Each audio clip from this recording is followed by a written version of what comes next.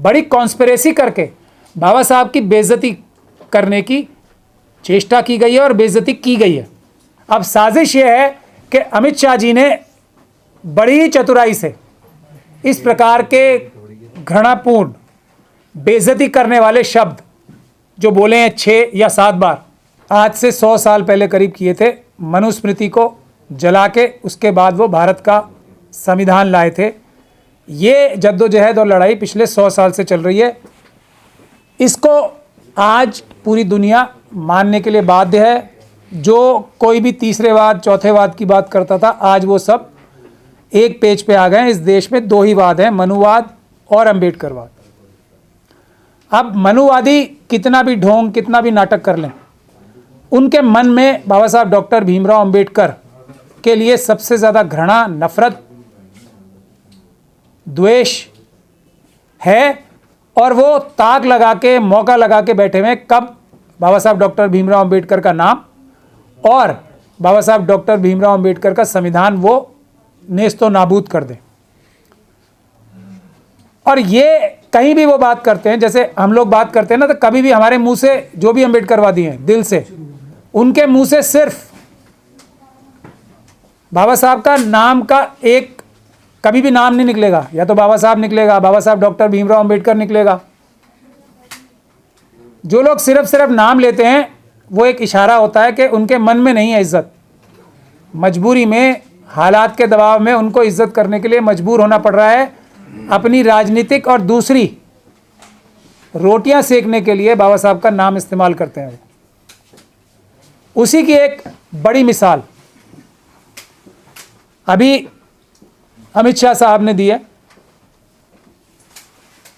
अब home minister उनको कहा जाता है, तो होम मिनिस्टर वो जब तक हैं जब तक वो भारत के संविधान और कानून के तहत कार्य करते हैं। जैसे ही वो उसके बाहर जाके कोई कार्य करते हैं तो वो अपराध हो जाता है, वो एक आम अपराधी हो जाते हैं। तो ये अमित शाह जी ने अपराध किया है। अब जो मनुवादी एक मानसिकता है, जो लोग जान के भी या माहौल की वजह से असली मुद्दे पे नहीं पहुंचते हमेशा, अभी भी क्या डिमांड हो रही है कि कौन अंबेडकर साहब की कितनी इज्जत करता है या नहीं करता है, इस पे बहस चल रही है कि ये पार्टी वो पार्टी इज्जत ज़्यादा करती है या वो पार्टी इज्जत करती है। विषय ये है ही नहीं ना। विषय ये है कि अमित शाह जी को माफ़ी मांगनी चाहिए क्योंकि उन्होंने बाबा साहब का अपमान किया। बिल्कुल माफ़ी मांगनी चाहिए, कोई बुराई नहीं है माफ़ी मांगने में। उनको इस्तीफ़ा देना चाहिए, बिल्कुल देना चाहिए, कोई बुराई नहीं है इस्तीफ़ा मांगने में और उनके देने में भी, बल्कि अच्छाई होगी।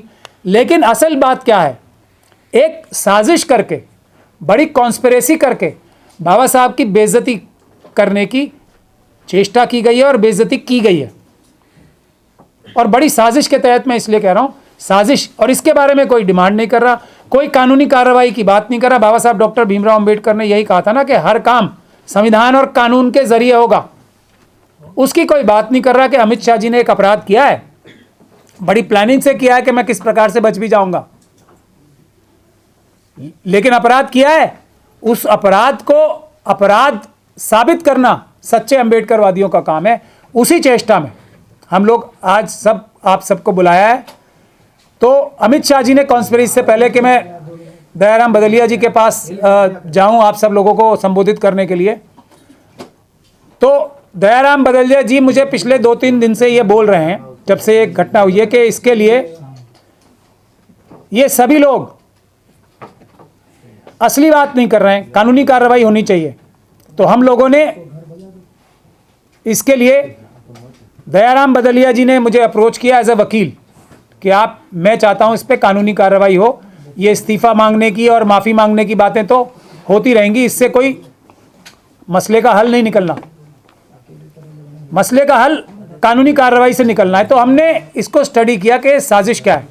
अब साजिश ये है कि अमित शाह जी ने बड़ी चतुराई से इस प्रकार के घृणापूर्ण बेइज्जती करने वाले शब्द जो बोले हैं 6 या 7 बार, वो बोले जगह क्या चुनी उन्होंने, ऐसी जगह जहाँ पे इम्यून होते हैं मेंबर ऑफ पार्लियामेंट। पार्लियामेंट के अंदर कोई भी बात बोलें तो उनके खिलाफ कानूनी कार्रवाई नहीं होती। ये साजिश के तहत वहीं बोली गई है बात।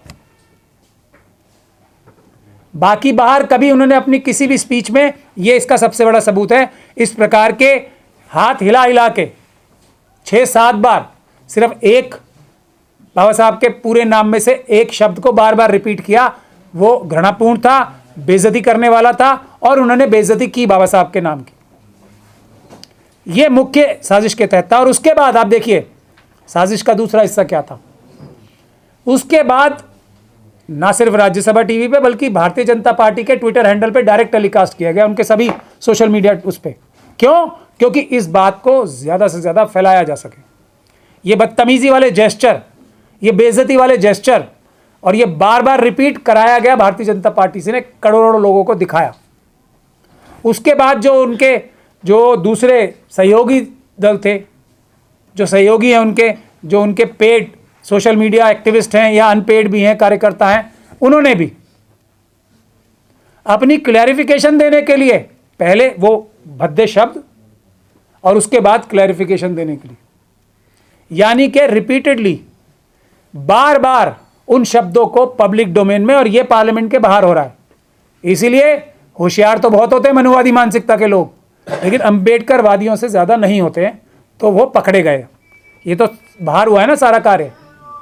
यहां तक कि पीआईबी, आप सब लोगों को पता है ना पीआईबी क्या होती है, जो भारत सरकार का उपकरण है, उसने भी पहले ये चलाया, उसके बाद उनकी बाकी जो वो चलाई, जो उनका पूरा सेंटेंस था, या 12 सेकंड के बाद जो 7-8 सेकंड और चलाए या 10 सेकंड और चलाए, लेकिन पहले वो 12 सेकंड जरूर चलाए ताकि इसको और ज्यादा फैलाया जा सके, इस बदतमीजी, इस बेइज्जती को, क्योंकि इच्छा उनकी यही है, एक पंथ दो काज। तो इसलिए भदौरिया साहब ने एक बड़ी अच्छी एफआईआर ड्राफ्ट की है, वो हम आप सब लोगों के सामने प्रस्तुत कर रहे हैं। उसमें लब्बो लुआब इसका यही है जो मैंने अभी आपको बताया कि ये साजिश के तहत, और इसको इन्होंने ईमेल किया है, ये ईमेल कर दिया है डीसीपी साहब को, सीपी साहब को, एसएचओ साहब, पुलिस स्टेशन साउथ एवेन्यू, क्योंकि ये कॉन्स्पिरेसी कई जगहों पे हुई होगी, बीजेपी के दफ्तर में भी हुई होगी और हुई है, और अमित शाह जी के घर पे तो हुई होगी। इसलिए साउथ एवेन्यू पुलिस स्टेशन में हमने ये डीसीपी न्यू दिल्ली और सीपी साहब को और कमिश्नर दिल्ली पुलिस को इसकी कॉपी भेज दी गई है। अब देखना यह है कि बाबा साहब डॉक्टर भीमराव अंबेडकर के संविधान को मानने वाले, उसकी इज्जत करने वाले, कानून के रखवाले कोई पुलिस ऑफिसर देश में, दिल्ली पुलिस में मौजूद हैं या नहीं है। अब मैं ज़्यादा आपका समय ना लेते हुए हम यही कहेंगे कि इस पे आंदोलन तो होना ही चाहिए, बेशक आंदोलन होना चाहिए, और आंदोलन हम सड़कों पे जाएंगे। और ये आंदोलन ऐसा नहीं होगा कि अभी कुछ दिन का ये जोश है और उसके बाद ख़त्म। हम अपना कोई भी कार्य एक बार उठाते हैं बीड़ा तो ख़त्म नहीं करते हैं, चाहे वो चुनाव में चोरी की मशीनों का हो, हाथरस का हो, दिल्ली कैंट का हो, और अभी 2 दिन पहले जो अमरोहा के बच्चे के साथ जो उसके प्रिंसिपल ने किया था उसका भी ऑर्डर आया है।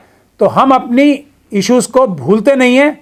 एक बार हमने मुद्दा उठाया तो उसके लॉजिकल कंक्लूजन तक, यानी कि अमित शाह जी को जेल कराने तक कानूनी कार्रवाई करके ये आंदोलन अदालत में भी जारी रहेगा, कैंपेन, और उसके अलावा सड़कों पे भी इसका एक मजबूत आंदोलन खड़ा करेंगे।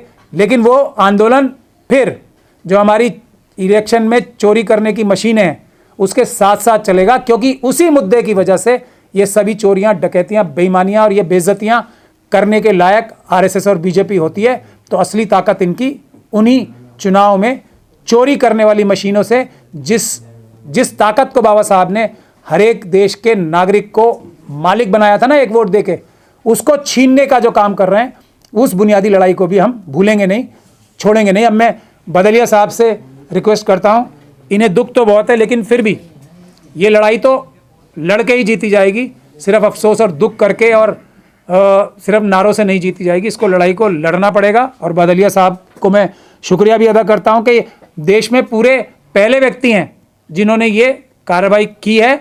और हम दूसरे लोगों से भी गुजारिश करते हैं कि वो अब इस एफआईआर की सपोर्ट करें। अब भदौरिया साहब से सीख के और लोग सभी अलग अलग जगह एफआईआर ना करने लगे, क्योंकि ये बहुत टेक्निकल इश्यू है। हम बार बार बोल रहे हैं कि पार्लियामेंट के अंदर से बोला गया है, तो इसलिए बदलिया साहब के केस को सब सपोर्ट करें। मैं ऐसा भी आह्वान करता हूं सब पॉलिटिकल पार्टी से, सभी अंबेडकरवादियों से, संविधानवादियों से, कि बदलिया साहब के इस केस को अदालत में सब मिलकर सपोर्ट करें।